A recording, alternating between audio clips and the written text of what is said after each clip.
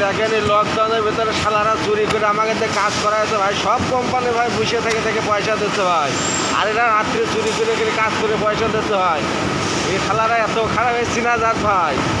শালাকের কথা আর পেয়ে লাভ নেই ভাই। দেখেন ভাই খাদ্যর ব্যাগ, হ্যাঁ এটা খাদ্যর ব্যাগ।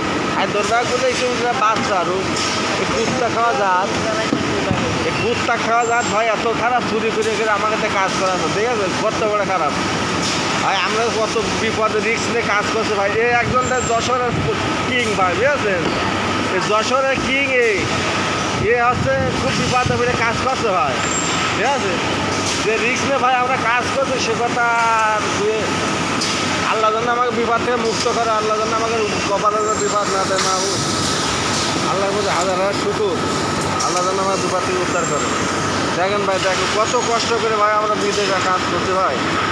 এ দেখেন ভাই, দেখেন ভাই এই একদম, ঠিক আছে, এই যে এ ভাই খুব বড় লোক মানুষ, ঠিক আছে, তারপরে কাজ করতে হচ্ছে কোম্পানির কাজ ভাই, কিছু করার নেই, বুঝলেন? এই একজন ভাই আজকে 15 বছরে বেশি রেটে মালে আসে। ঠিক আছে, ভাই যে আরও 10 লাখ করে যাবে, একবারে 25 সালে যাবে গা। এই যে ভাই কাহিনি, এত কাহিনি নিয়ে কিনা বিদেশ। আমি ভাই কেবল 2 বছর আছি, বুঝেছেন? আমি ভাই এত কাজ কাম করতে পারতাম না ভাই। আমি যাবো না, আমার দ্বারা সম্ভব নেই। এই যে কুত্তা খাওয়া কোম্পানির মালিকের সাথে কাজ কাম আরও করতাম। দেখেন ভাই, দেখেন কত বড়, ঠিক আছে, কত বড় বিপদের মধ্যে আমরা আছি।